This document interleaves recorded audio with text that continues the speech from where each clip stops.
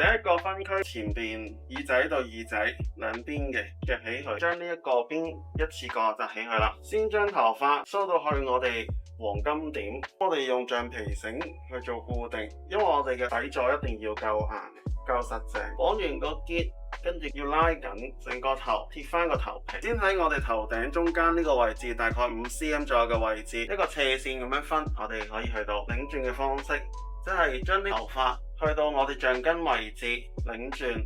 正面嗰陣時候呢，我哋就可以有一個比較 volume 嘅位置。暫時固定之前呢，先做咗個拉絲嘅動作，將我哋頭頂區嘅頭髮拉鬆，跟住我哋就可以攞個 U 編固定喺我哋嘅橡筋地方。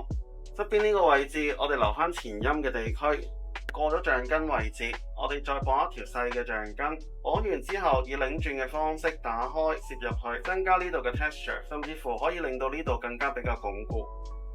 固定之前可以首先拉鬆向下拉，跟住固定個位置，我哋就喺正我哋嗰個第一條嘅橡筋嘅左手方，以橡筋固定橡筋嘅方式，過咗我哋嘅橡筋嘅位置，我哋就可以將佢彈一個橡筋。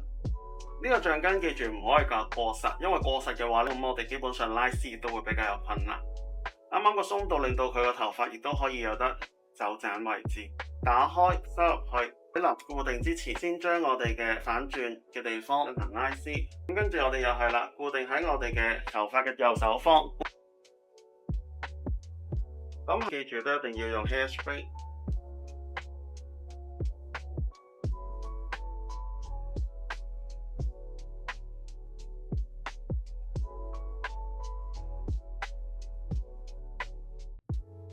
咁先咧，將底部嘅頭髮我哋都要拉鬆。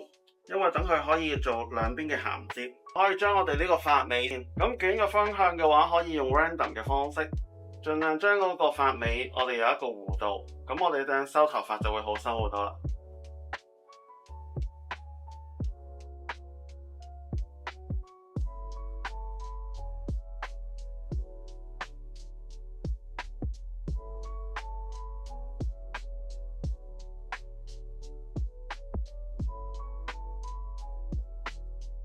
用兩條嘅橡筋將佢個底座我哋紮得更加穩，跟住最尾留翻一個大嘅圓圈就出嚟，唔好一次過收晒。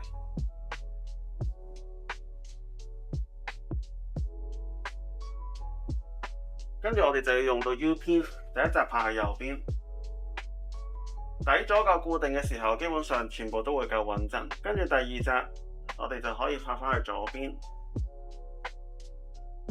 第三紮，我哋以交叉嘅方式繼續啦，拍翻去我哋嘅右邊。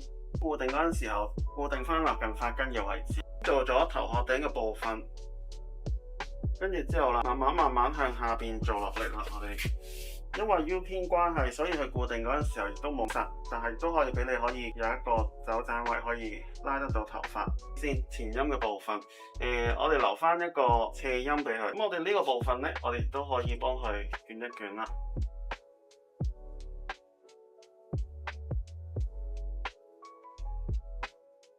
頭頂區呢度呢，我哋就可以分開兩層，攞起咗第一層上去先，下邊呢一層嘅頭髮，我哋就可以打戙嘅方式去幫佢捲。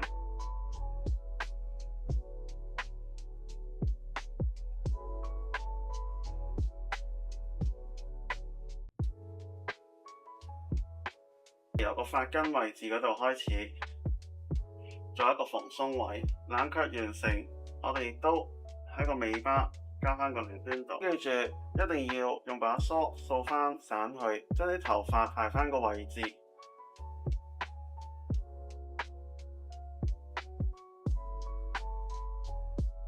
所以我哋一定要做翻抽絲嘅動作。